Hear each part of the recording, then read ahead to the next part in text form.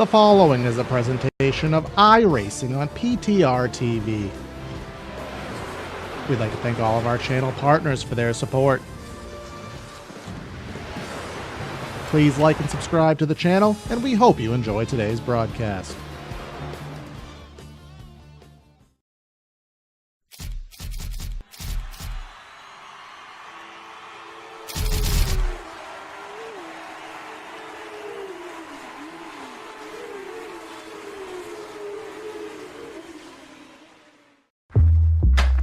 Whatever you drive, however you drive.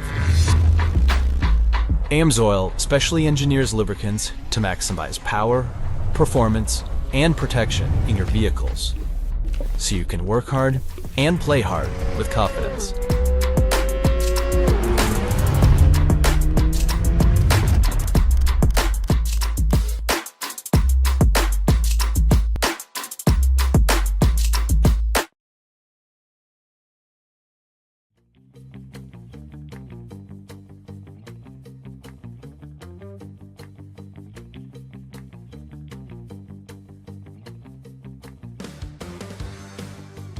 We come off of a race at the Nashville Superspeedway, which was one for triple bypass history and not for the good side with 16 cautions. But now we head up north into my head of the world in New England for the New Hampshire Motor Speedway at the Magic Mile.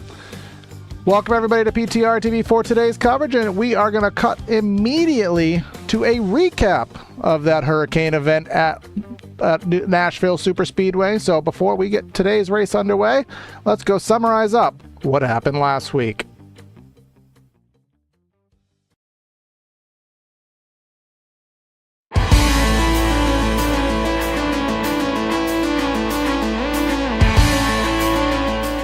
On June 15th, 2025, the Triple Bypass Nichols Oil Pros Series brought the action to Nashville Superspeedway for a chaotic 120-lap event packed with drama.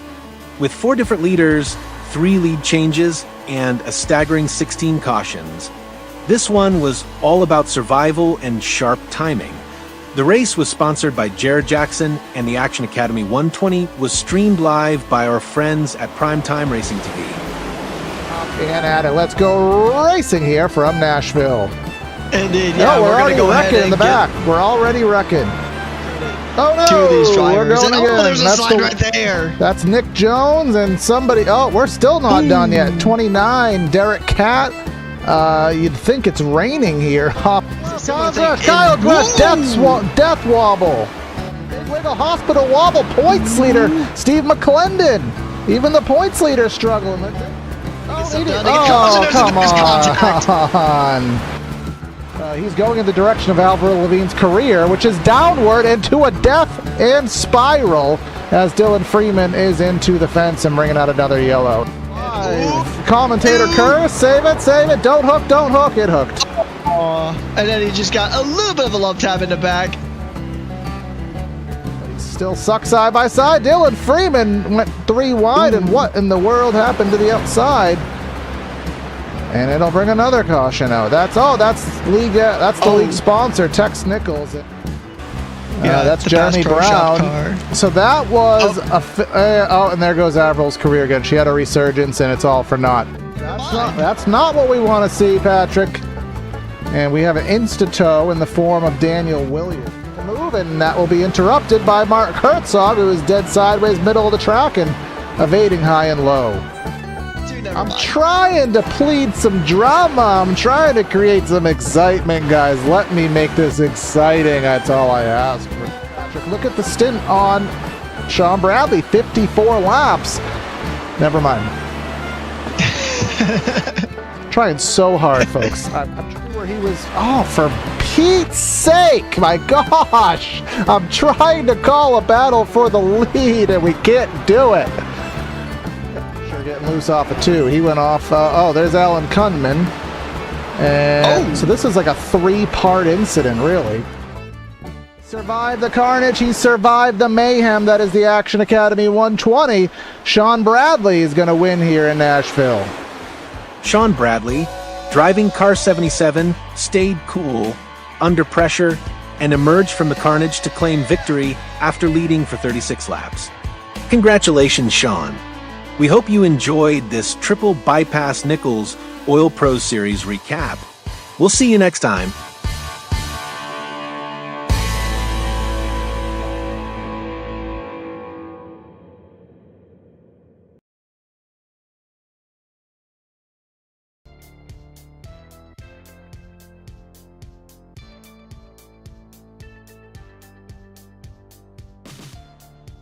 All right, we are back here after that race summary of last week, and as you can see on the timer, we are already heading straight down trackside for that PTR TV starting lineup. So, of course, I haven't even introduced him yet, but Corey Silva pressing the buttons and doing the lead commentary, and I got Brad Dalton here, obviously helping out with the calls, Brad. So we'll have our little shindig in a little bit, but let's have you go down trackside and start today's race off for us.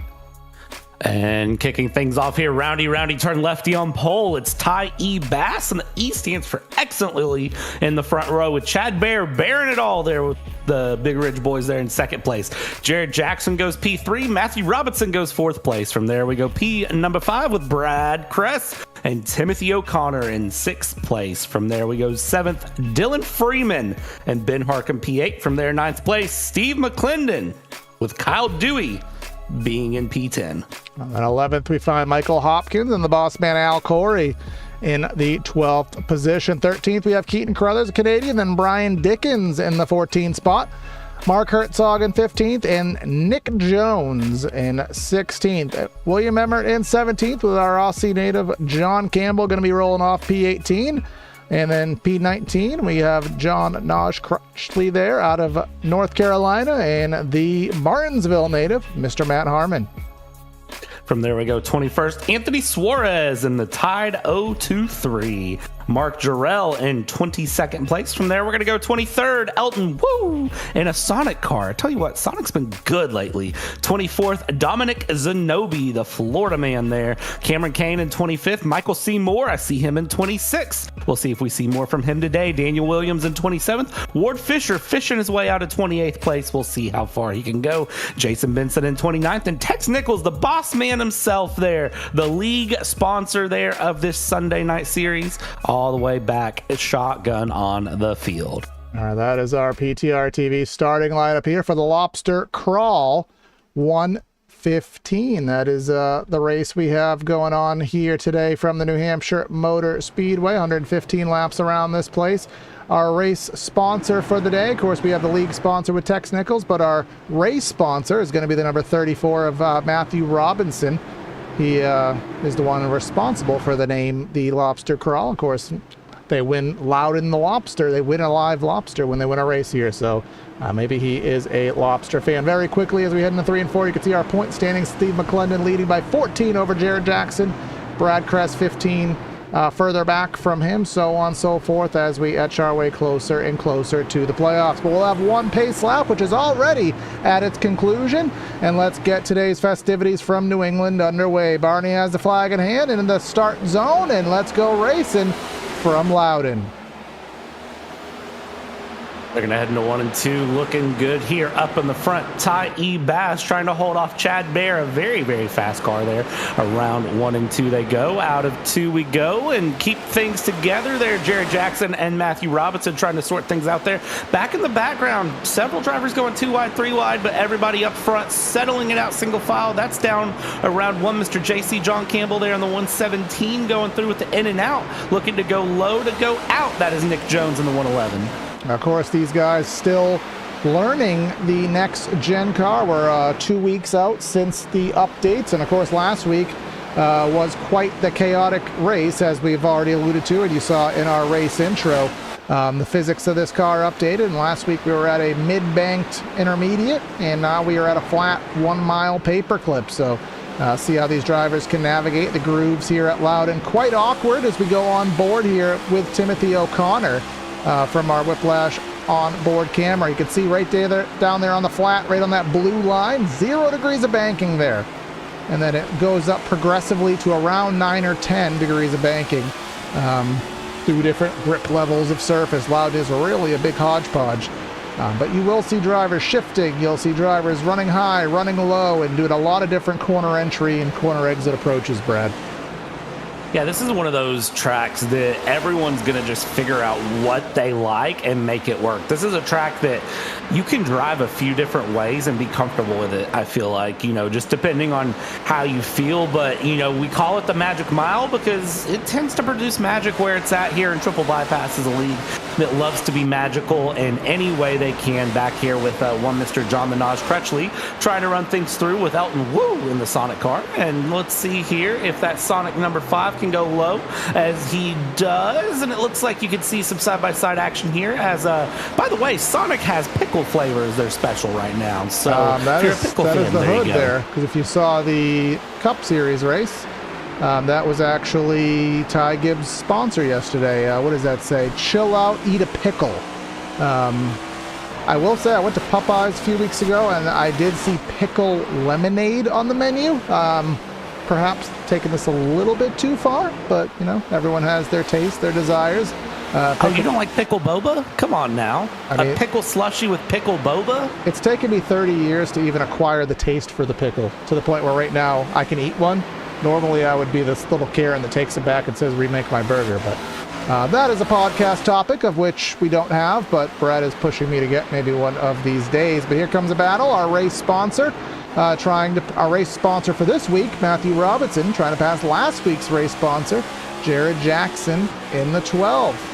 He sponsored last week's Action Academy 120 at the Nashville Super Speedway. But look at Robinson trying to use that higher lane, a little bit more banking there. You can get on the throttle a little bit quicker, but then got a little bit loose, maybe a little bit too much throttle on corner exit, but he's going to take a dive here into turn 3. I think the setup is interesting this week too, looking at it. Some of the guys are going to shift, some of the guys aren't. Really just depends on how they're feeling. Really, this is a 4th gear setup that they've got tuned in this week. Some guys might be downshifting into 3rd through the corner, just depending on how they're feeling, again, what they're looking at. This is a track that you may look to do something a little bit different, as Steve McClendon there will get underneath the 78 of Ben Harkham, and the Dr. Pepper car goes through as he is looking good. Let's see here how he dives into 3, and you can see again just sort of sticking behind the action, and down into 3rd gear goes McClendon. He is just working his way through and work his way up the gears here, as you can see everything coming across on the dash, and down in the bottom right, depending on where you want to look, but just up into 4th and then right back down into 3rd through the corners. McClendon's fast, so I say if he's doing 3rd, it's probably a good note to take. Yeah, we were privy to a little bit of insight from league owner Al Corey there, and he did say that the tire fall off would be roughly 0.8 to a second, about losing about 30% of their tire wear in about 40-ish laps. Expecting about 70 laps here today, because again our race details as follows: 115 laps, which is a skosh over 115 miles, 3 sets of Goodyears, and the custom fixed sets 80% fuel load. So it will be one stop. It's just a matter of when you want to make it here, as we are looking to put somebody a lap down. That is Cameron Kane in the Aflac car. He is now going 2 laps down. Not sure if something happened to him or if he joined the session late, actually. I'm getting a trigger of a potential event. That is an event. And oh no, that was an event. That was a hard hit to the inside wall there, but no caution. Barney, I guess, is taking a snooze after last week. He's decided he doesn't want to look at I think he needed shoulder reconstructive surgery, rotator cuff surgery. I think that's what it's called, after waving the flag 16 times last week. So, but thus far, completely different can of worms here at Loudon.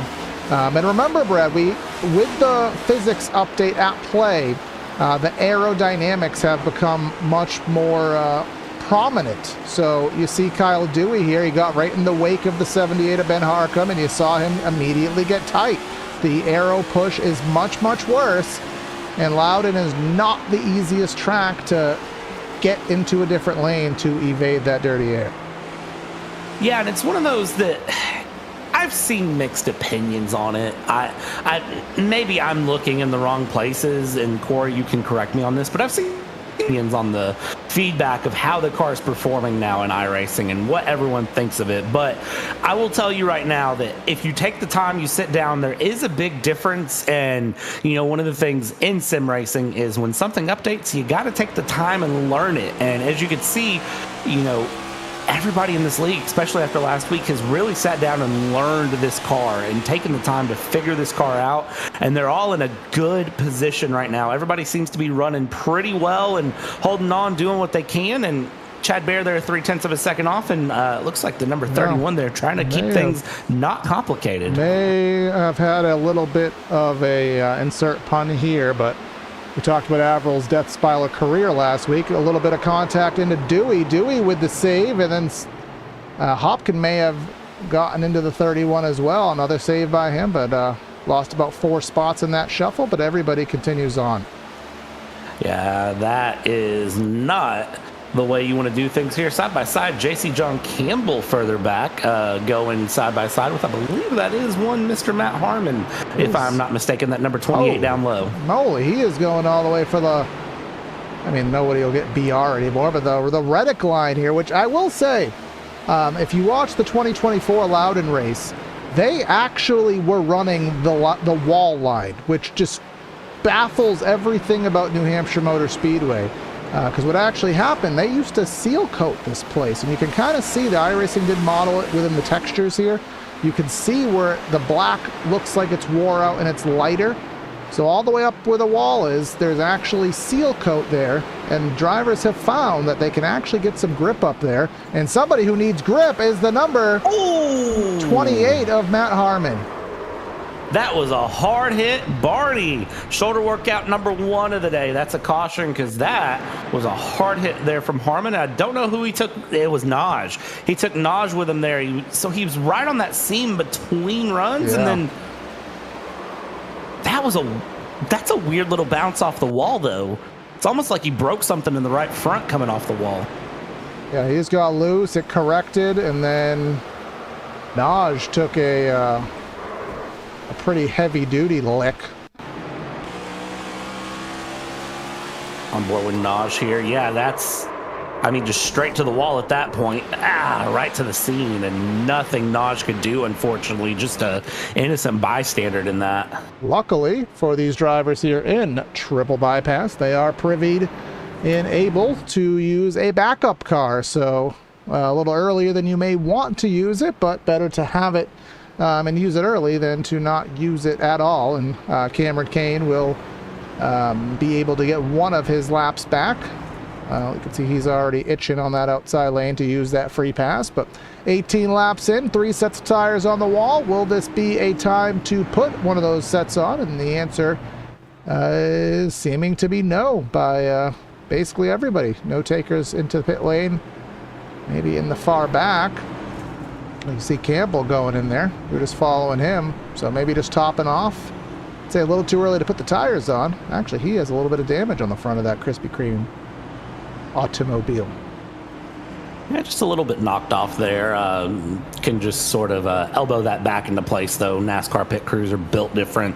You look at road racing. Of course, Patrick filled in last week, and his big love is road racing. You look at that, you take a little bit of damage, and sometimes it's game over. But in NASCAR, you fling the elbow. Yeah, Zanobi, he's become one with another vehicle. Yeah, I don't see any triggers for it on my system here, so unfortunately can't see what that is, but either way, we will keep on going here at the New Hampshire Motor Speedway. First caution, we will have our stage. I already reiterated it once, but I'll reiterate it twice because we both tend to forget, as well as the fans at home.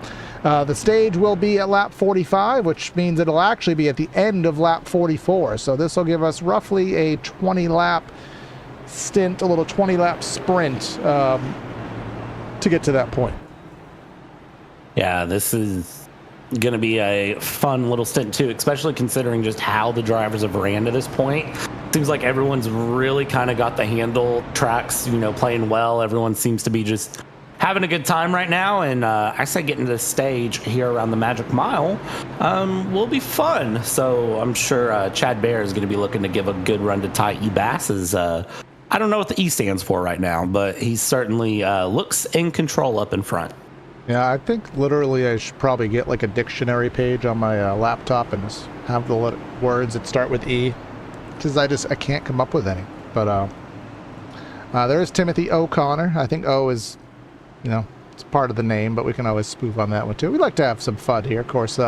Be serious, but have some fun in the delivery of it. That's the name of the game here on PTR TV. But the name of the game right now is going into the Echo Park restart zone, and first official restart of the day is in order. On that loud pedal is Bass. He will get the significant jump over second place Chad Bear, and Bear is going to have to fight with Matthew Robinson, our race sponsor. And Matthew Robinson going to be looking to have a good showing here. When you sponsor a race, you really want to have fun, and you can see he's there just to the low side of Chad Bear.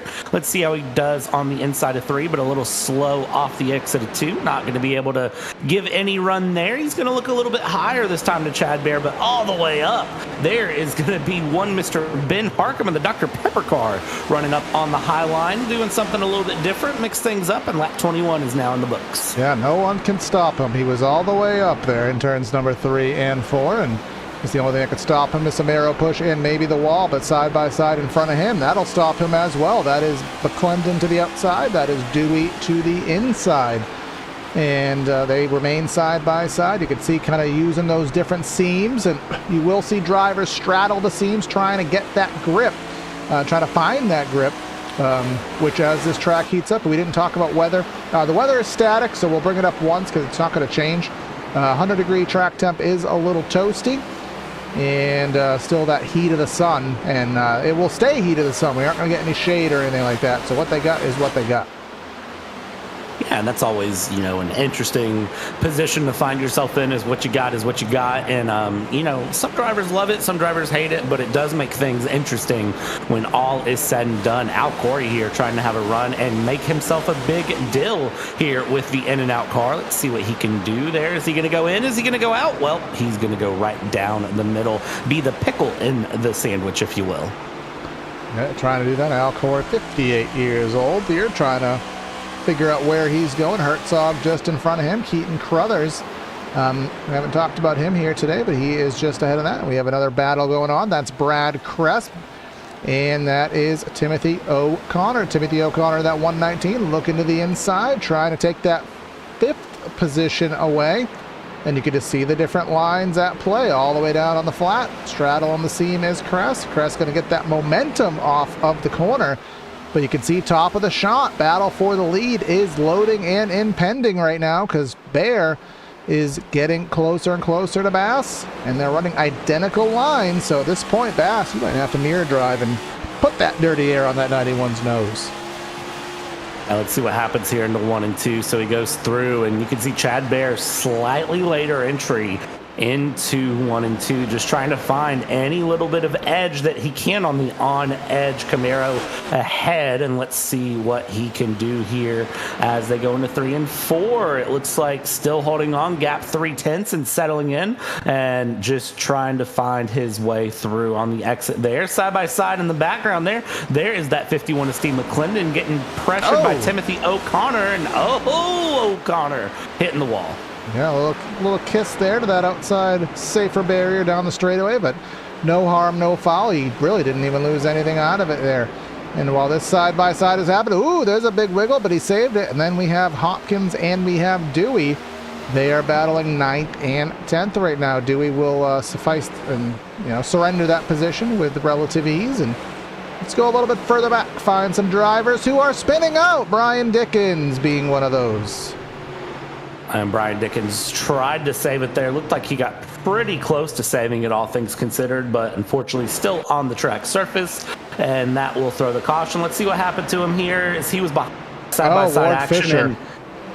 Fisher. Ward Fisher was, we'll go on board very quickly here. Was very slow. I'm going to scroll back a little further here, because, this is all 4 position. It's not as if Fisher was off the lead lap, but he was not expecting Fisher to enter the corner that slow, or kind of that abruptly slow, and luckily very minimal collateral damage there. But we will jump back to live footage, and I think that is Dylan Freeman coming to the pits, being a Lone Ranger. The only guy at FYE to buy the Avril album. He is the only one in pit lane. As soon as I say that, a couple more stragglers have also decided to buy the physical copy of a CD. We got this 117. We got Zenobi, Williams, Alani. Well, he's not driving a Penn State car this week. I don't know what any of that is, but it is a pretty spiffy looking ride. You don't know what Alani is? The only thing hip about me is the fact that it hurts every day. I'll give you that one. So Alani is an energy drink. It's a vegan energy drink specifically, but Cosmic Stardust, that's a good flavor. That's a good choice of flavor. Well, energy drinks are technically just so all over the place. There's just a bajillion and a half energy drinks, so it's really, it's local. I mean, there's what you have here. I don't have a Victory Fuel, and that's big on our other series. I don't have that over here in New England, so. But I know you can go to this convenience store and buy it elsewhere. So technically, Alani is considered a high-quality nutritional supplement. They sell it at GNC. Energy drink. So technically, they sell it at GNC, which is the vitamin store, which is a store that I don't frequent. But either way, little inadvertent sponsor plug there for these guys. But looks as though we are on 1 to green. Our ticker didn't denote the change of 1 to green, but we are on 1 to green nonetheless. It so appears. So Bass was losing his edge. Bear was starting to bear closer. Had to do that. But again, our stage will be at the end of lap number 44, so only has to muster a little bit further up. You got those two on the front. You got the 12 of Jackson and Robinson in row 2, McClendon and Kress, row number 3, Brad. Let's see, here's Ty E. Bass with the E standing for Elegant coming out of the Echo Park restart zone. Gets his way going down into 1 and 2. He's going to go, and he has an eccentric lead there as he goes along. And we're already spinning. That's a big spin there from, I believe, I'm not sure who that was, but that's going to cause a chain reaction. Yeah, I think Alani just went around, and Tex is around as well.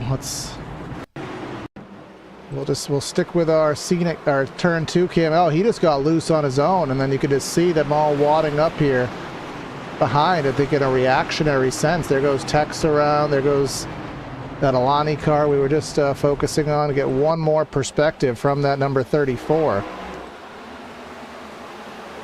See, he just had a bobble on the brakes. There goes. Oh, Tex just cut. Tex would have no luck if it wasn't for bad luck. Just like last week at I don't know if it caught in that recap video. I think it did. Tex Nichols was just cruising along. Car spun to the inside. The car net coated out. Was completely out of the world, and as soon as Tex drove by, the car respawned into the world and sent him into the shadow realm there. So just not good luck for our series sponsor, but again has the luck of a backup car. There goes Robinson in the pits. Tex is in the pits as well. We'll see if it does that magic pop, which implies the fast repair, or if he is going to try to put some damage repair into that Mustang. Let's see what he does here as he pulls in last pit stall and stops, and no magic pop. So he's going to put in the repair. Hopefully he didn't already have to use it. Nope, he didn't use it yet. It would trigger there in that category. So actually, yes, it doesn't look too bad. So I'm just double checking here. I think the timing sheet will show Brad if he did use it, and yeah, he did not. So apparently he got off a little easier than we even expected, but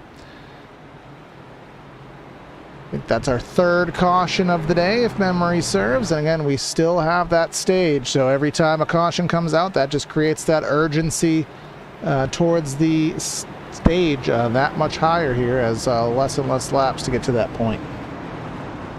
Yeah, and again, we're expecting a one-stop race on a green flag run where, 70 laps of fuel is what we're expecting. So, I mean, we should be good on a one-stop. The question is just when, and that's fuel.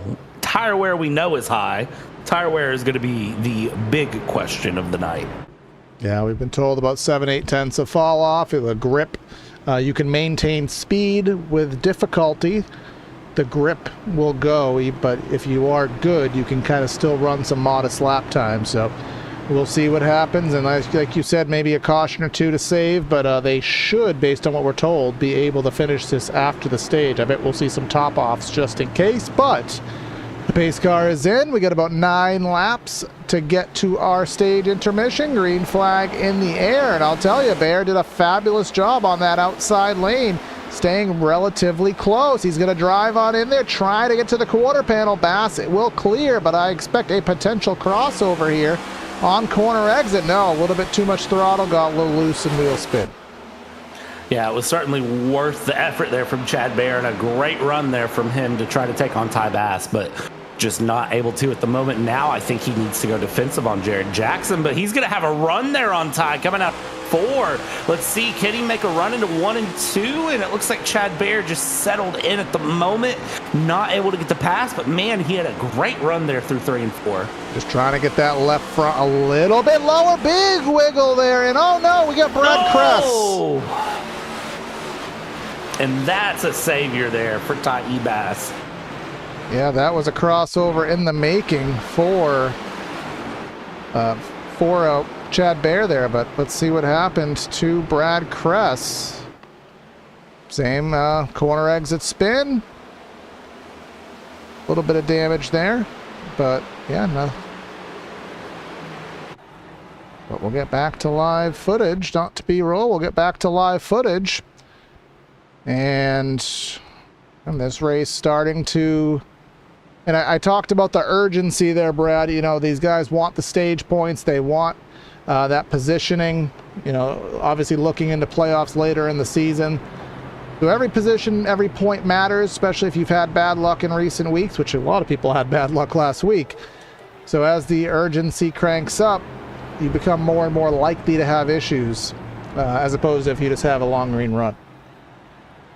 Yeah, it's such a weird situation to find yourself in whenever you get in this sort of caution brings caution situation, because it's such a mindset flip here. Out Corey into the pits, which is interesting to see here, because we are coming up on stage. So I kind of wonder maybe try to flip the stage. Yeah, I was going to say, I got to wonder if he's just trying to flip the stage there and go through. It's an interesting decision there. If he is, it may work out well for him. Yeah, I mean, I didn't pay attention too much to the lap timings there to see, where he was in relation to the pole lap, but we do know clean air will buy you time. If you're a tenth or two slower than the guy behind you, if you put the dirty air on his nose, you may be able to make something out of it. Someone who's trying to make something out of their race, Naj there in that number 48, now 1 lap in arrears. Cameron Kane has taken it behind the wall, so if John can not have any issues between now and about 6 laps, he'll get another free pass and be back on the lead lap. See here as they come through, that lead lap would be so important. I'm trying to look through and see if I can tell where lap times are falling off for who, where, and it seems like just at the moment, looking around at times, I mean, it's not bad in terms of lap history. So like if we look at Ty Bass and his lap times, I mean 29.74 is his best lap, and he was running before this last caution like a 30.3 30.4. So I mean, not bad in terms of pace for our race leader. Yeah, and we'll see, if Al Corey and, some of those drivers to the back of the field, if they try to flip the stage, maybe they don't have the pace, but they'll have the clean air. Will that have a tangible effect? It is hard to pass here. Not a lot of places to evade that dirty air, so that may be something.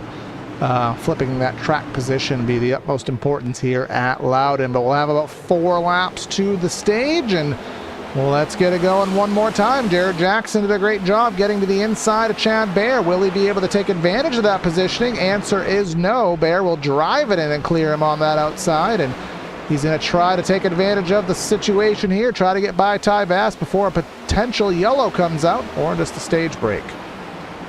Yeah, let's see if Chad Bear has anything to give through. Jared Jackson, I think, is going to be a great competition. Steve McClendon, they're also looking to make a pass. And down on the inside, you got the colorful car on the low end is the 51 here, battling it out hard. Let's see what he can give through from Timothy O'Connor as they go side by side. Give just enough room. Watch that corner-to-corner tap, and they keep it moving, Oh, no, keep it Bear grooving. into the Big fence. wiggle from Chad Bear. Got loose off the corner and did the same thing that we saw with, I think it was Robinson, if I'm not mistaken. Got loose off the corner and it just kind of fishtailed down the straightaway, eventually into the safer barrier. You could see the damage to the right front of that 3-cheat Camaro there, but I don't think that'll be of too much hindrance to him as we come to 2 laps to go. McClendon still hanging on by a fender there over Timothy O'Connor as we come down the back straightaway, and a fair and comfortable lead for Ty Bass. And caution is out, lap 42. Zanobi and John Campbell down the back stretch, and this should encompass the stage.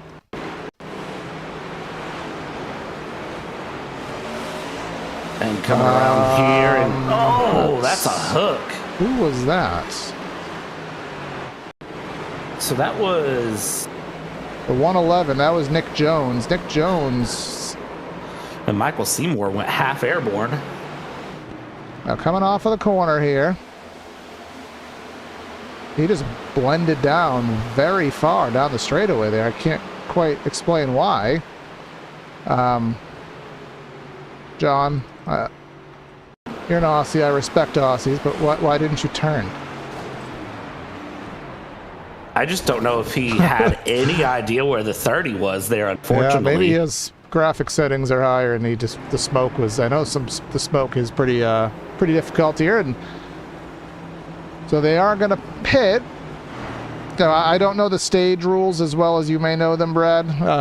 Usually with the stage, if the pits are closed, but because the caution's out, I assume the pits are going to be open, even though we're going through the stage, yada yada, technicalities. But either way, everyone's going to come in and put that first set of Goodyears on, but we will have, as expected, a couple of drivers flipping the stage in the form of Dylan Freeman and Al Corey. And there goes Naj to get back on the lead lap as predicted. You can see here on the stint graphic, 15 laps on the tires for Freeman. And then Corey, Kress, and Williams, 6 laps. So I think that's a fabulous call by the 2nd through 4th.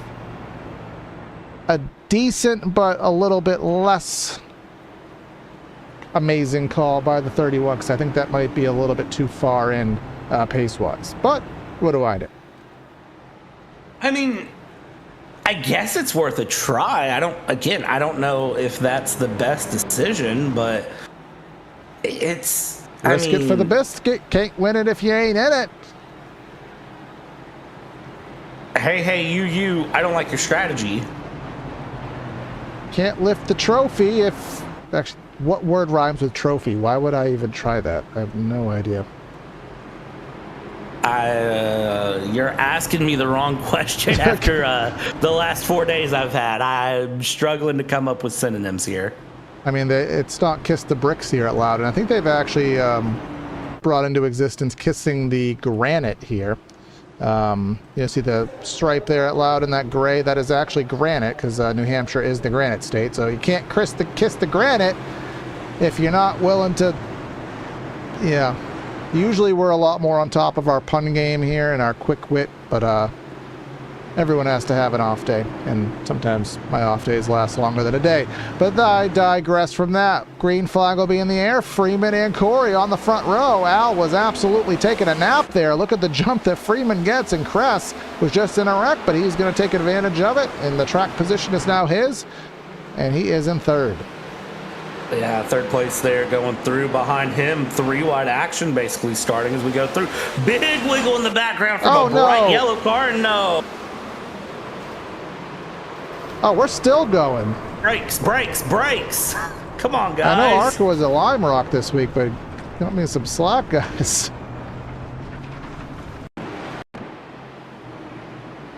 Lightning McQueen on the track here coming through. So there was a big wiggle from the yellow car, and it just chain reaction took out the 12 coming through around the 84 to the 5 to the 111. Yeah, we got to focus on Jared Jackson here. I think this is the stemmage of it. Go from the top down. Cam, watch that white and red car center. Oh, big wiggle from O'Connor. And he had a little bit of an overreaction, I would say. And I understand, so I'm not critiquing him at all. As he got loose, he reacted down low, but he kind of reacted low without kind of acknowledging who else had issues. And there's Wu. Who was that all the way in the back to the wall there? That was the 78 at Harcum there. So that's the big one at Loudon. Not something that you say very often, but I think we have a little bit of work to do in the sense of, do we have the 34 available to talk to, Brad? You want to have a word with him if he's here? I know he's our sponsor. We're usually queued up to have a word with our sponsor. Do we have the 34 available? Where's he at? We ain't got him. We do not have him at all. So, isn't our responsibility to talk to the stage winner? Well, not to talk to the stage winner, to talk to the sponsor, but we can't talk to someone who ain't here. So, oh well, can't say we didn't try. But given that, we're just going to step aside for a super brief break. So brief that it won't be long. We'll be back in a bit. We'll be back in a second.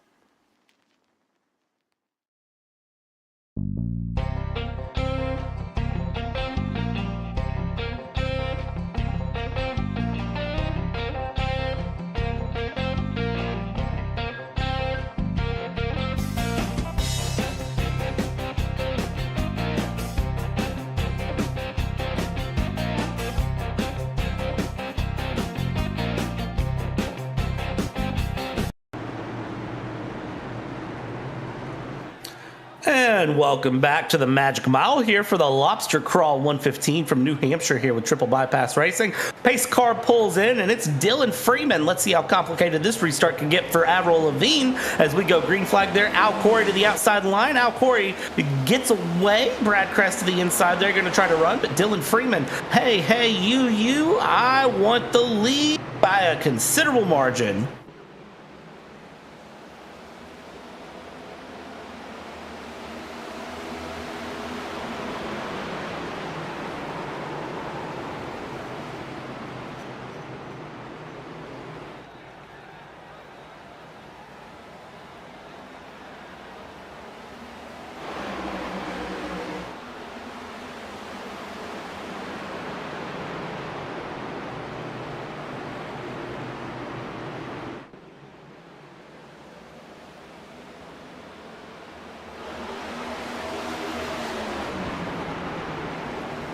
As he comes down into 3, that on edge number 2 is certainly on edge, feeling good there. And Chad Baer bearing it all out, following him along here down the inside. He's going to squeeze the 31 up high. Al Corey will follow through, and that is the tire difference. I know it doesn't seem like a lot of laps make a difference, but man, just those few laps difference there are really spelling things out for Freeman, but he's just trying to sort of claw along.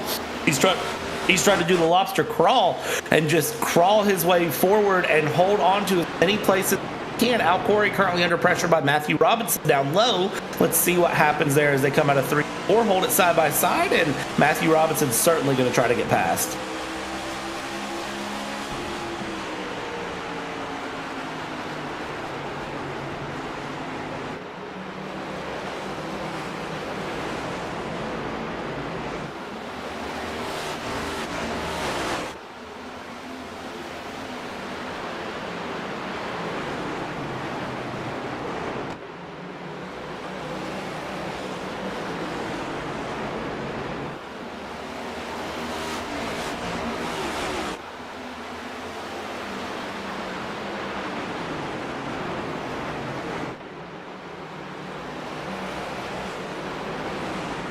Yeah, we know Stephen McClendon there, and that number 51 has a lot of pace to give. Is a very, very fast, talented driver. You just sort of have to keep your eyes on him.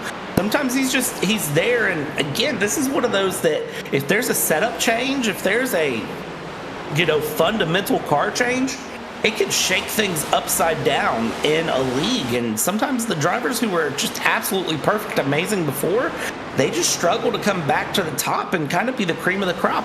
Sometimes you see new ones rise through. Stephen McClendon in that number 1 finds himself still side by side with Al, finally clears Al, but man, took a while to get that pass done, and let's see if he can't find his way past Freeman in a moment. Yeah, as you see Freeman, who had a bad few laps outwards of that restart, but ever since then, he has maintained pretty well. And here's Dewey and Corey battling, and a lot of contact on corner entry there. Not too sure what that's all about. Maybe they were going for the same space, or maybe there's a little bad blood there. Not an Avril joke, but female joke nonetheless. But that is the battle going on. And then we go a little further back, and these drivers are still going at it. This is a dicey battle for the 6th spot.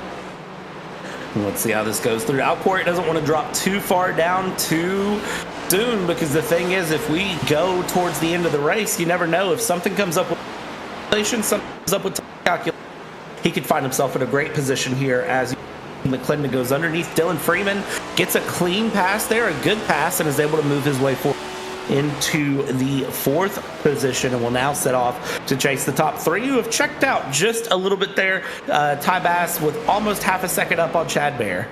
About a half second. We'll check out on our ticker. We'll switch it over to lap times to give you a perspective of who's running what. Last time by Chad Bear, significantly faster, and the fastest car on the track, actually, Steve McClendon. So obviously he was one to dominate earlier in the season, getting some wins, getting some points positions, obviously being our points leader, but hasn't, last week was off his game at New Hampshire, at Nashville, with the physics change. Maybe he's still just acclimating to it. There's some drivers there, Brad, that kind of have a lot more time to input to the session, to the sim, to learn the new updates, and some drivers, this might be their only race of the week, so just takes a little bit longer to acclimate to these changes, as Dewey seems to be getting in contact with everybody he's passing. Yeah, Dewey, do he dare move his way forward? He certainly does, as the 81 spinning in the background. That's Mark Jarrell. Down off the track surface, though. I think he intentionally did the sportsman thing and knew the algorithm and purposely waited to not throw out a caution. So I got to give him full marks. Hopkins gave him a bumpkin there. And again, you could see that below that blue line, that's off the track. And if he backed up onto the track, that would have caused a caution. But he waited for the whole field to pass by before he sorted himself out. And because of that, we stay green. That is a sportsman-like move there at the expense of his own track positioning. But I'm sure everybody will appreciate it. Yeah, I mean, even drivers are drivers. They don't want to go under caution if they don't have to. And I mean, sometimes when you're in that position, you've already spun, you drop down, you're going to get passed anyways. You're going to lose track time. You're probably carrying a little bit of damage. You kind of just have to do what you do. Did I write that? I can't figure it out. Did you write that? I don't remember if I wrote that. I don't think I did. That doesn't read. That doesn't read Corey Silva riding, and I know you're riding pretty well at this point. His toofy, sir. Oh my God! I must have wrote that because I have a kid. I have kids, so only people with kids. He's 34. Maybe he has a kid, but toofies would only come from a parent. So maybe I did write it. But if they didn't fill out our data sheet, I wrote random stuff in there. But hopefully, maybe he can take some that sensitive toothpaste here and allow himself to have some ice cream, because missing out in life. Of course, if you're lactose intolerant, that's one thing. But either way, I saw somebody get sideways and wreck. Timmy wreck. I was going to say someone's going to have a toothpaste sponsor next week, and I worry that old Timmy there is going to have him a neck brace sponsor next week. Look at this. So comes down. He just got loose. Trying to avoid hitting the 57 and... Yeah, overreacted. Oh, man, that was a hard hit.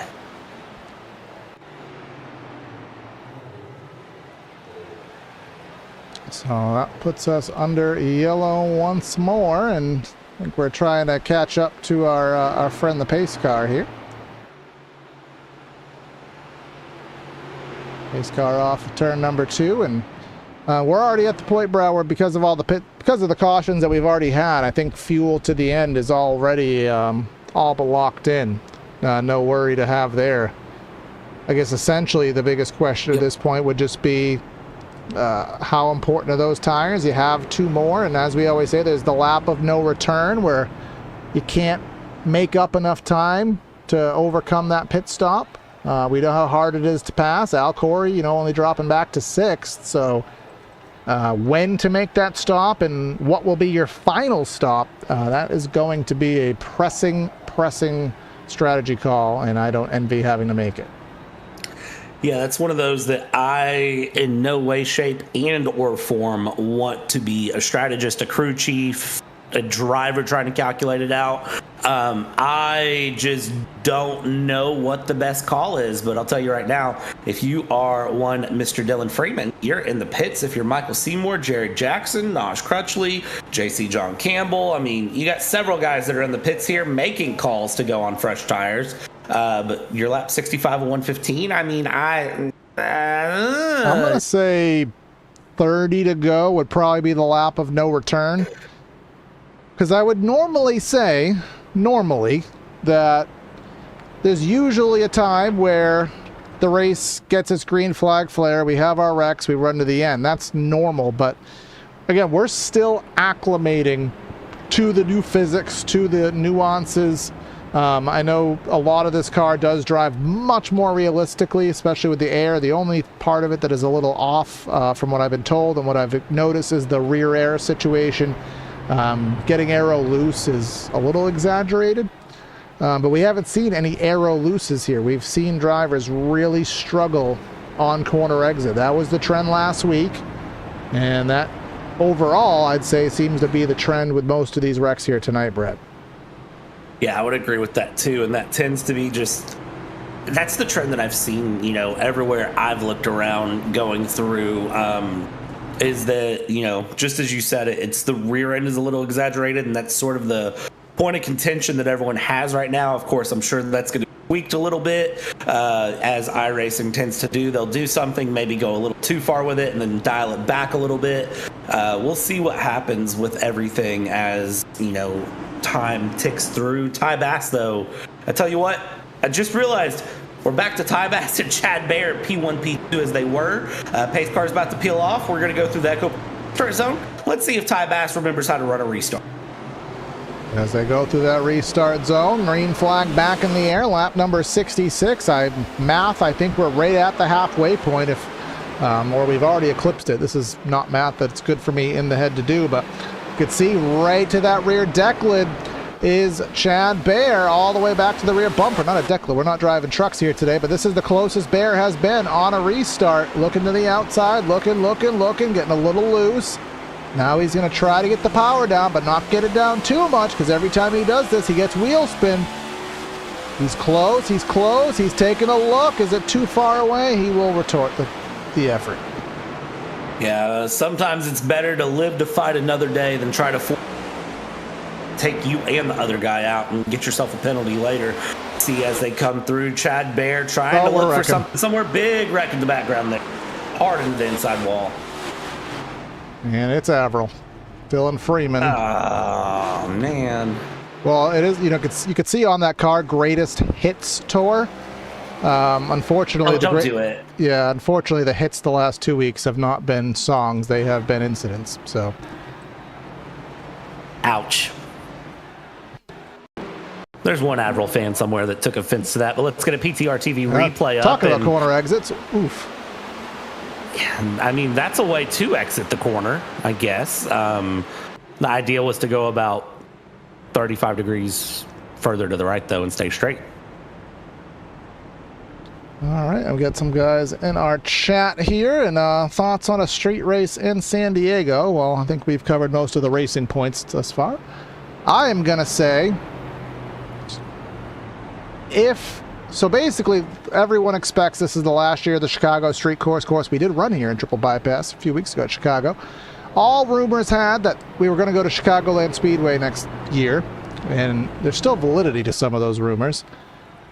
I don't mind going to San Diego, but I know NASCAR wants to stay in Chicago, so as long as they can pull off going back to Chicagoland Speedway, I'm fine doing another street course race, especially keeping us going to SoCal, but I don't want to go to SoCal at the expense of Chicagoland Speedway. That's my take on it. I would agree with that. Chicagoland's a good track. It deserves some more love, attention, and laps on it. I just don't know why you would. I don't know why you'd run a SoCal race at San Diego, though. Maybe that's just a me issue. I think they spend more money for 2 years constructing a street course in San Diego. They would have better off just converted the Auto Club Speedway and had the asset. But what do I know about big tier finances? So again, all podcast topics, of which this is not. But that was Jared Jackson getting back on the lead lap. So at this juncture, lap number 70, 45 to go. All 29 drivers that are currently on the racetrack are on the lead lap. Again, Cam Kane in that 37, the Aflac car, the only one who is behind the wall.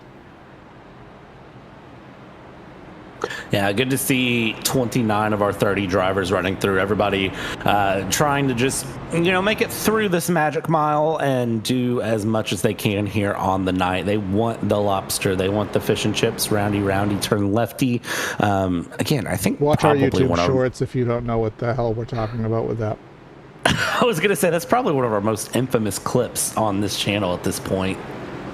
Absolutely. And going back to the Chicago point really, really quickly. Go look Carson Hocevar up on YouTube. He did a really good video on Chicagoland Speedway in its current state. Very interesting watch there. But we are going single file restarts. Admin's pulling the call here to try to get some green flag racing in. So single file, this will spread things out, which will hurt some and help others. But either way, we're into turn number 1 on lap 72. Into turn number 1, out of turn number 2 we go. And that number 2 running away there up front. Ty Bass with a great lead over Chad Bear. A quarter of a second already on the exit. And, well, we didn't even make turn 3. And Jared Jackson, part 2. And I see Ward Fisher. Ward Fisher seems to have a large perspective in this incident. No, Jackson just said, I turn now. Man, that's about what happened to me exiting the interstate today. Somebody decided they wanted my lane instead of the other lane, and I had to lay on the brakes and the horn, and the wife was not happy about it, and it looked something like this. No contact in my situation, but he thought he was going to. Yeah, he thought he was clear situation. Already, and he was not clear. And then Brad Kress gets loose by himself. So, and this is what I know you weren't here for this, Brad, but the sentiment is still the same. And mind you, I'm gonna say, hell, hey, squirrel, and get distracted.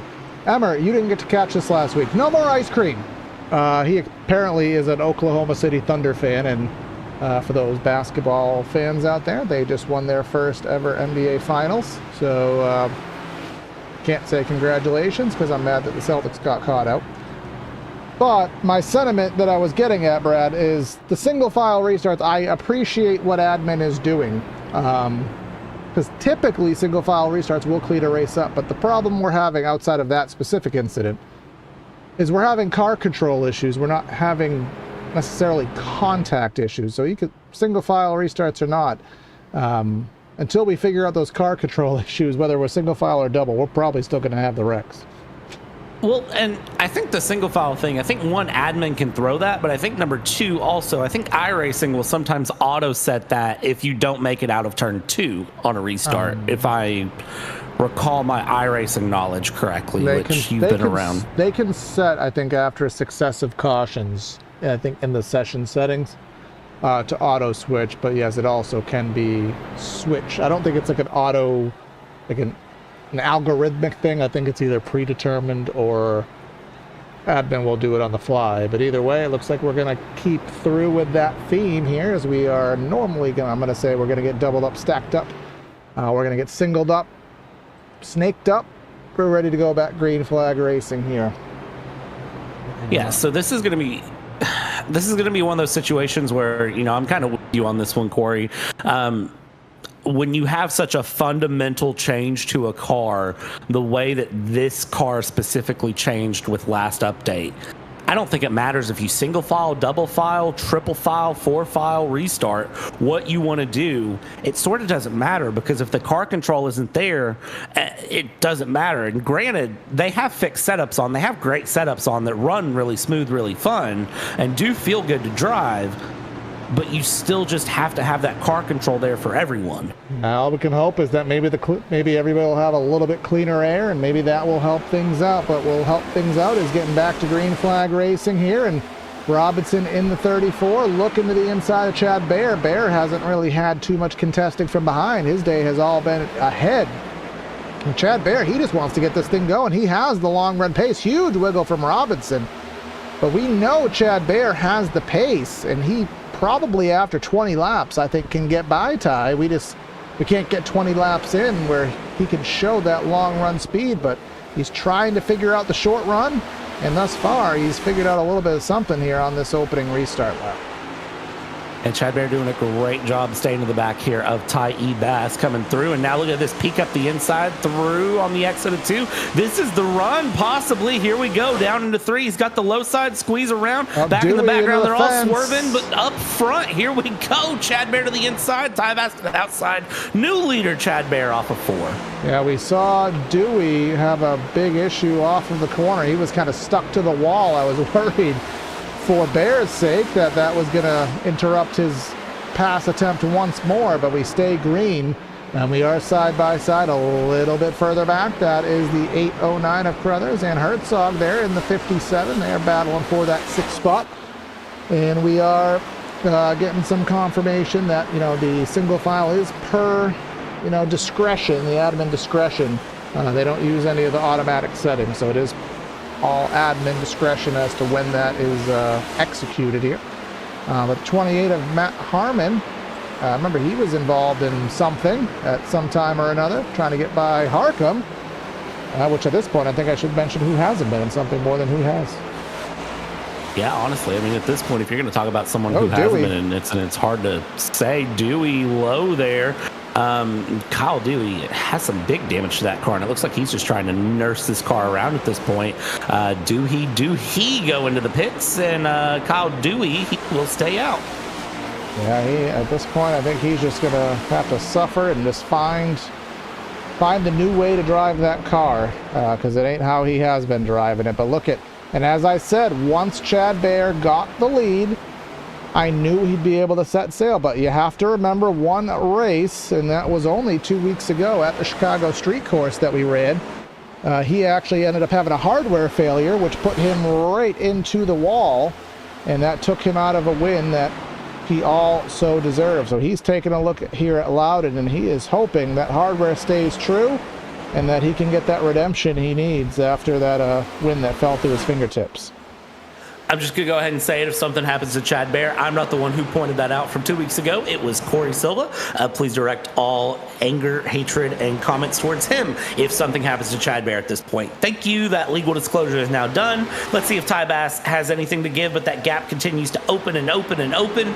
Chad Bear, as you said, Corey, is going to take off here. Tons of just positions up and down the field to watch with a battle. Here we go further back along. Matt Harmon and Timothy O'Connor trying to find out side by side. Oh, no, it's Robinson of all drivers. Our race sponsor, Matt Robinson, Matt Robb has shortened the front end of his number 34 Mustang, the AccuPro Mustang, and let's sort through it. It is the name of the game here today, Brad. Same verse, different verse, same as the first, whatever that saying is. Second verse, same as the first. Here he goes around, and I tell you what, that exit of turn 2 just does not care who you are or what you're doing. It'll decide when it wants you to hit that inside wall. And unfortunately for our race sponsor, Matthew Robinson, the answer was now. Yeah, but we'll see here. We're coming through 3 and 4. From my perspective, I think this is the pit lap of no return, where if you're going to stay out now, you made your bed, and I think everyone kind of agrees with me. It makes me feel good when I actually say stuff that makes sense.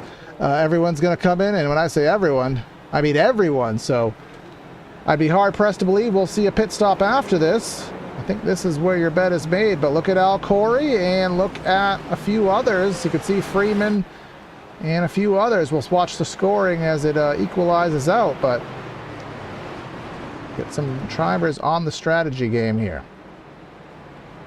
I mean, you got to roll the dice at this point. Again, as you said, Corey, and I wholeheartedly agree with you. I think this is the point of no return here. Lap 85 of 115 coming up. So, I mean, you're at 30 laps to go here. If you're Al Corey, I'd be a little uncomfortable in this position. Same with Dylan Freeman. I mean, we saw them go that alternate pit strategy earlier and try to make it work out. But, you know, you just sort of have to watch as 12th to 1st, that's a lot more than 3 positions. Let's just kind of rush through a little bit of a through the field here. We got him first. We got William Emmert, not in an ice cream car. In second, we got Dylan Freeman. He's had a day of, it's been a day. We got Daniel Williams in 4th, Ty Bass in 5th, Brian Dickens in 6th, Chad Baird didn't have a good stop. He's in 7th. We got Timothy O'Connor in 8th, McClendon in 9th, Herzog in 10th. 11th, we got Crothers, we got Hopkins, we got Matt Harmon, we got Elton Woo. And then Matt Robinson, our race sponsor, in 15th. And we got Harcum, Jason Benson, I haven't talked about him, in 17th. Tex Nichols in 18th. 19th is John Campbell. And then Naj John Crutchley in 20th. And then just rounding things out, we got Mark Gerald in 21st. Anthony Suarez, 22nd. Dominic Zanobi, 23rd. Kyle Dewey, 24th. In the pits, Ward Fisher on 25th. Seymour Jackson last on the lead lap.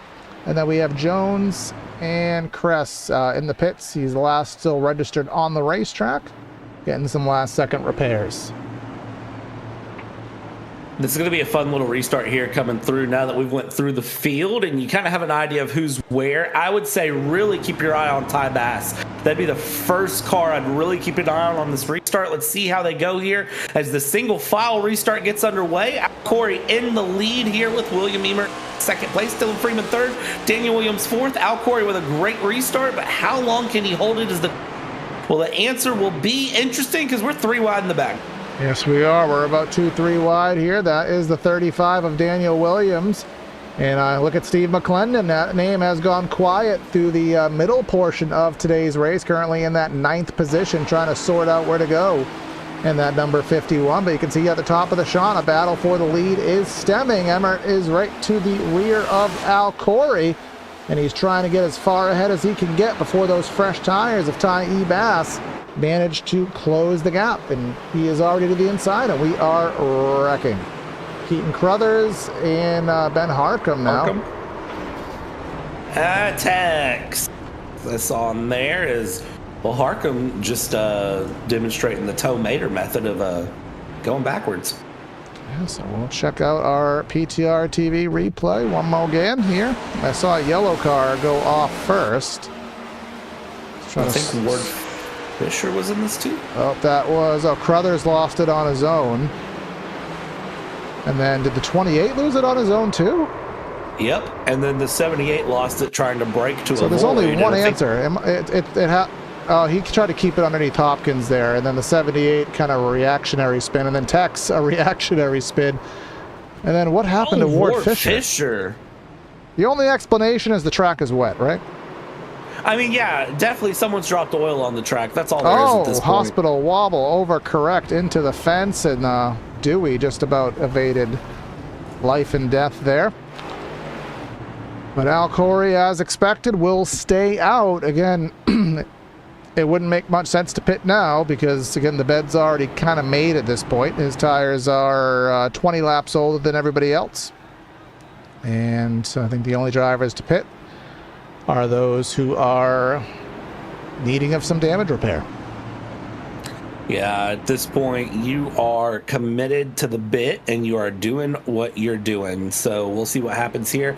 I think William Emmer is going to be in a really good position for a win here. Al Corey is going to be is in a good position, I'd say, because you're the race leader. How are you not in a good position? But it's challenging to keep that position is going to be the problem he finds. Again, I still go back to Ty Ebass and Chad Bear.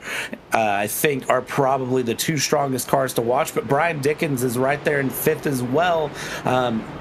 You never know. Could find something there in that 122 if he wanted to. Yeah, we'll see what happens there for Dickens. And this week we are at New Hampshire. Next week we'll be at 1.5 miles for the first time in this Aero update era, and that'll be at the Texas Motor Speedway. 120 laps we'll do on July 6th. Followed by the Brickyard, and then we will be in Thunder Valley, Bristol, Tennessee. That'll be our last race of the regular season in about 3 weeks' time in mid-July, and then wrapping up our season at Daytona, Phoenix, and our championship finale will be at the Darlington Raceway. So that is the season 8 here of Triple Bypass. That will be our schedule that we will have. So this is a difficult stretch, you know, going to a concrete track, going to a little tight track like this where there's not really any replications of it, heading to the street circuit. So a very difficult stretch, and we kind of go back to pseudo-normalcy at Texas next week. Yeah, it's going to be a good one at Texas, too, going back to that sort of, again, as you just called it, pseudo-normalcy. I'm very excited to see how the drivers do at Texas. I've had a couple of challenges, I'd say, between Nashville and New Hampshire, and it'll be interesting to see what happens here as we go in lap 90 of 25 laps to go here. Al Corey takes the green flag from Barney, gets going, and very quickly we already have Ty E. Bash trying to execute a dive to the inside on Dylan Freeman. Trying to take advantage of it, needs to get the pass done as quickly as possible. Because every caution that we have, that's a heat cycle. Every heat cycle that goes on those tires, it equalizes the belt more and more with those older tires that are in front. Al Corey rocking that third lane, and Emmert all the way down there on the flat, struggling to get grip, struggling to maintain that position. But here comes Ty Bass. He's looking to the inside. Will he have enough grip to do a slider? I don't think he will. Actually, yes, he will. He almost went Bob's your uncle 2 for 1 there. Here comes Emmert to the outside, but I think Ty Bass is already focused on the race lead. Yeah, and Ty Bass down to the inside. Easy pass there on fresh tires. Makes it stick out of 3 and 4. Maybe I spoke a little too soon. Al Corey trying to have a little bit of a dive there to attack back. Not able to get that done, though. And very quickly, Ty Bass will just go away with it. Chad Bear now needs to get through the inside. And again, just pretty as you please. Nice and simple. Chad Bear going to get past Al Corey. Has the run off of 2. Very quick on the pass. Again, that's the power of fresh tires. And is through, gone, done, dusted, as Emmert now wants to take a stab there at Al Corey. Yep. Emmert wants to take that stab and try to get that third spot, and he will battle on for it. But now we are down to about 22-ish laps to go, and we're back to the same battle we had before. We know that Chad Bear is the better long-run car. We know Ty Bass is the better short-run car, and that there's a point of equilibrium where they come together. But Ty Bass is going to try to get everything he can and then hope that he has enough in the long run. Or maybe a caution comes out to the detriment of Chad Bear. But either way, side by side, Emmert and Corey still digging. And they are losing a myriad of time to the top 2. And as we continue along here, that time just continues to increase. And unfortunately, Al Corey kind of playing the cork in the bottle here, but great defensive work, defending inside, defending outside, just to the frustration of Timothy O'Connor and William Emmert, as now Timothy O'Connor, 19, goes down low on the 45, needs to try to find a pass on the 45, and let's see here if there's anything additional to give, because Al Corey is a massive cork in the bottle, has great blocking ability here at this point, but is holding this whole field up from those top 2 if they wanted to try to have a run with 20 laps to go.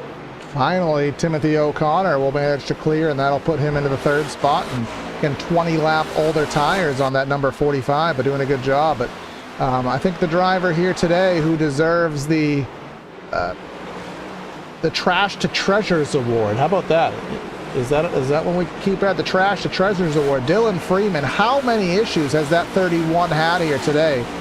And he's still in the top 10 and kind of digging for more in that number 31. He's not done yet. honestly, every one of these drivers have had a heck of a race somewhere, somehow. Whether it be alternate pit strategy, whether it be a different, run one way or the other, every driver on this track has had just a absolute race of attrition. And with 19 laps to go, 18 as they cross the line, I mean, you got to give a shout out where it's due to everyone here. But I agree with you. That Avril Lavigne car has really, really gone through it, but is still holding on as much as possible. Now down into 13, but that number 31 looking good as Steve McClendon has some cars behind him that are fighting. Emmert Herzog, as Herzog almost got a hurting. Herzog, let's pause that thought. Zanobi. Because, well, hopefully that Stanley Cup trophy was not in the car, because it would surely be dented and or dinged. Let's see what happened to Zanobi. Contact with the Tide Ride off the corner. And it just went roundy and unfortunately turned righty.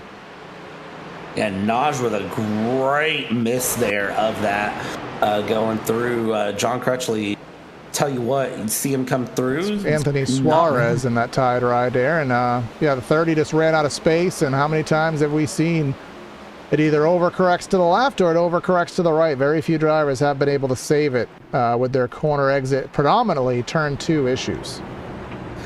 And I don't know why turn 2 is such a difficult corner. You would think, turn 4 would be equally as hard, but for some reason it's turn 2 specifically where everyone has the hardest time. There is a couple bumps there, and I will say in 3 and 4 that drivers use a little bit more liberty. I haven't really seen it here in the next gen, as we do have some pit stops towards the back of the field. I know in the trucks you will actually see drivers on the flat. I think, Brad, when we covered the area series, they were. But there is a couple really rough bumps off of 2.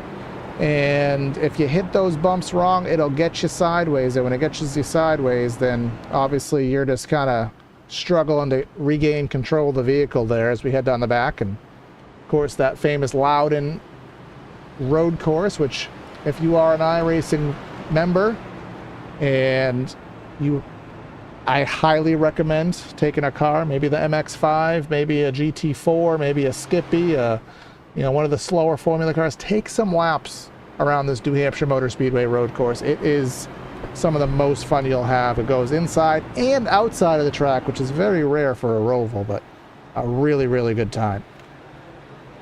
You're not just saying that because it's your home track, no, are you? Genuinely. This place, I mean, very rarely do you find a Roval, that goes outside of the track, so you're not just stuck within the infield. But it actually has elevation change when you go outside of that hill on the back straightaway. So let's see if it really is a lot of fun. I will say that. And I will there, right behind you can see right behind the jumbotron there. You can see that big hill with the road on it. That is part of the road course. There's a big kind of a carousel corner back there. It is a really, really good time. So it is. I do like to run some road. I'm actually better at road than I am on oval whenever I hop on iRacing about once a month for a driving perspective. But we are in crunch time. We are in game time here. It is 15 laps to go. And Ty Bass, what is his lap lead count? It is a very high number. It is 78.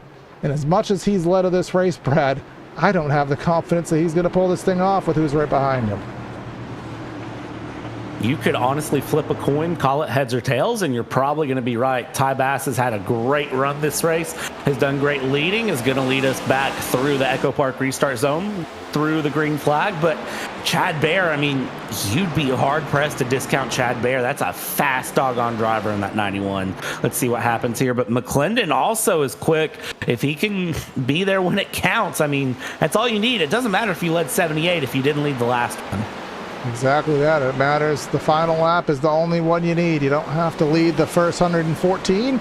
You just have to lead really about a foot to the checkers to get yourself that Loudon the Lobster in the Lobster Crawl 115, brought to you by the number 34 of Matthew Robinson, who is currently, after his faux pas, in the 22nd position here today. So again, it's another shout out to him in that capacity. But Bear has gained that time Mac that he since lost, and he's right to that rear bumper of Ty Bass and dealing with that dirty air, dealing with those slightly aging tires, trying to put the throttle down but not get that wheel spin. Ty Ebats here doing great of just putting the car right in the middle. Chad Bayer here on the exit of 2. You can see down into third gear as he was through the corner. Again, that's, a different strategy. Some drivers want third, some drivers want fourth, but nevertheless, he wants to be quick. And Timothy O'Connor is just right on the touch of this battle as well, as you watch as all three of them cross the line.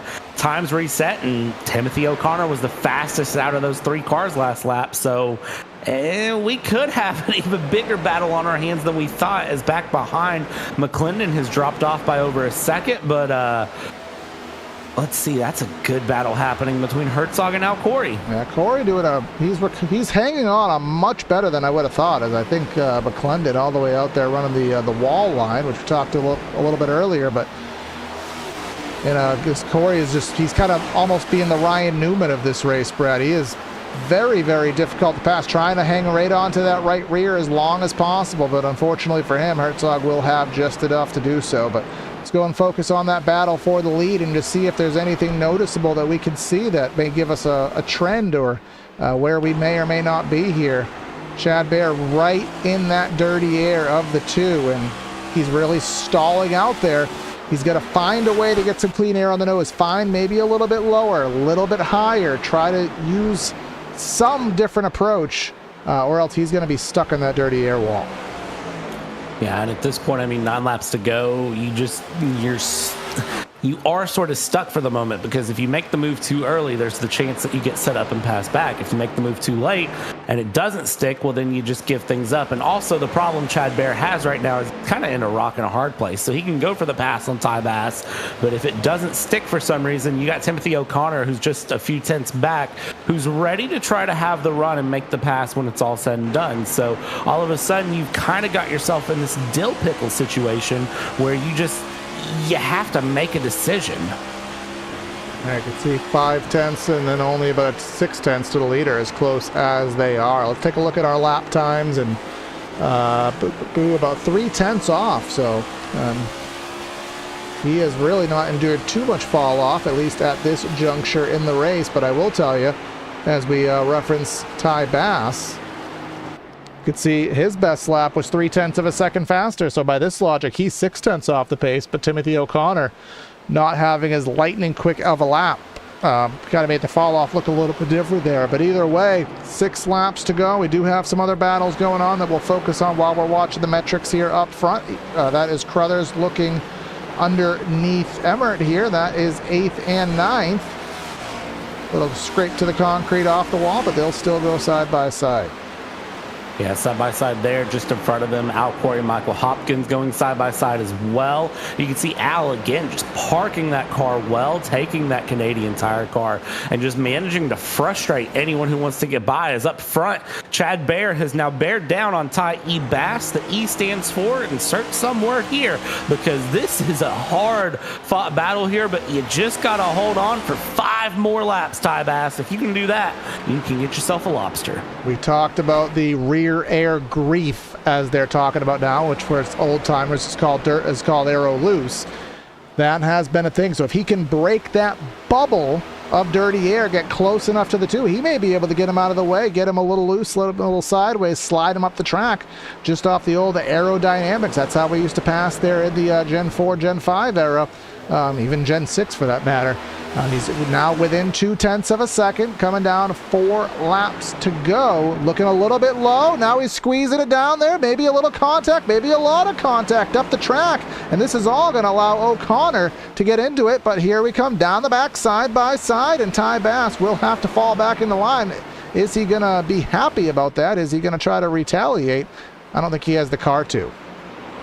I think it's going to be a matter of just defend that second place now. I think, unfortunately for Ty Bass, Chad Baer's ahead, and once Chad Baer gets clean air, Chad Baer it's difference night and day. Just opens up a whole different car. Ty Bass is not driving well in the dirty air. We saw that earlier when Chad Baer was able to get up front and sort of take off, and with 3 laps to go, unfortunately, I think for Ty Bass, it's a matter of just keep Timothy O'Connor behind as much as you can here. Try to hold on to that second place. It's heartbreaking to put the number 2 in second, but sometimes you just got to sort of count your losses and move on. Yeah, exactly that. Can just We've seen many drivers just dominate races and they just fall apart at the end, and he dominated this race on the lap count. But I wouldn't say he dominated this race in terms of speed, but he's now going to struggle to finish even second. Nope, he falls right back in line. O'Connor will pass for second as we are about a lap and a third to the white flag. Yeah, and as we come through, Chad Bear will take things forward. Timothy O'Connor goes very high, Ty Bass a little bit lower, and watch Steve McClendon there in fourth. He's got just one lap to figure it out. Barney waving the white flag this time by, and Chad Bear needs to just keep it together for just one more mile here, and Chad Bear can get himself in position. 10 laps led. It'll be 11 when he crosses the line. Again, I said it before, it doesn't matter if you led 114, doesn't matter if you led 91, 81, whatever might be, as long as you lead this final lap. That's all that matters, Corey. Here comes through 3 and 4. Got really upset recovering after that Chicago Street Floors hardware failure, but he's not going to need to recover today. He's going to get it on his own. He's going to get it on speed. He's going to win the Lobster Crawl 115. Gets the Loud and the Lobster. Chad Bear is our victor here today, as everybody will cross the stripe. All 27 drivers that were on the lead lap going to finish this thing out here today. So again, Chad Bear gets that redemption that he ever so desired after that heartbreak 2 weeks ago. But you have to feel for Ty Bass leading that many laps, only to settle for a podium there in third.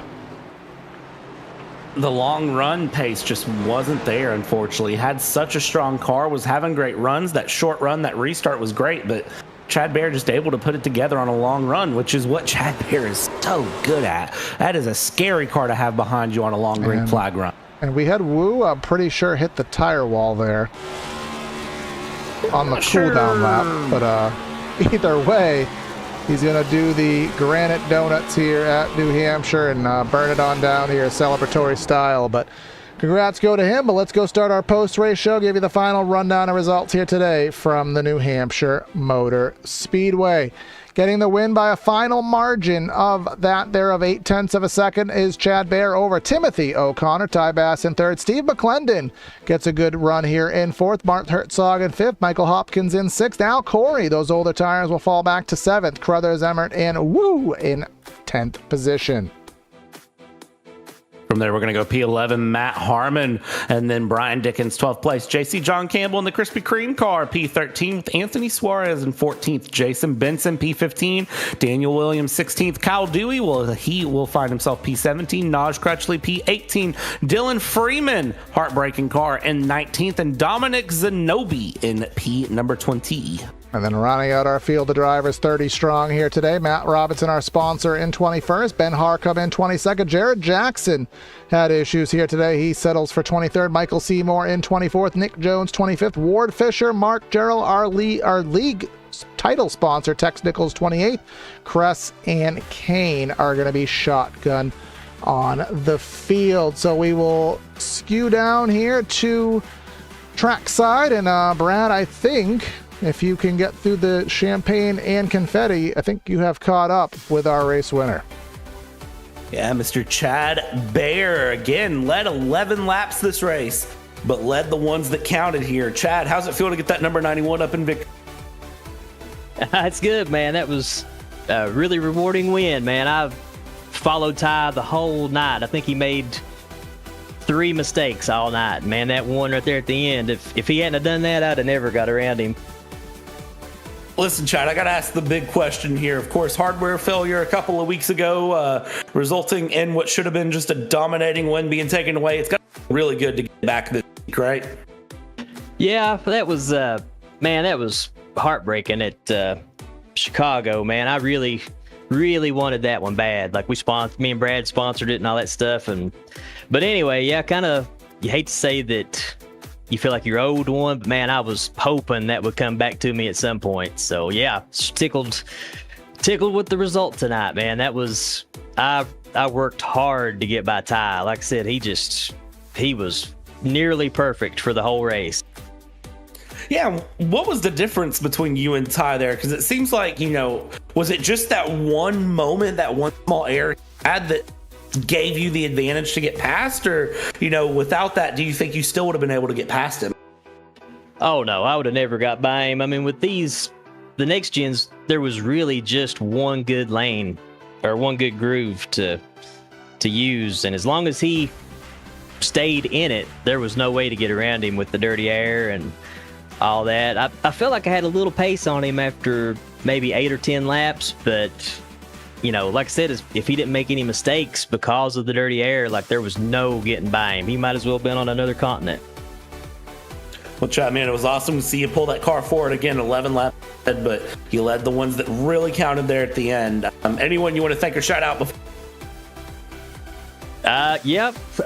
Just thanks to everybody with the almighty Triple Bypass Racing, the admins, the drivers. Man, it's a great group. You all do awesome broadcasting it too. Shout out to you all, and I can't remember who sponsored it, but man, great job on them too.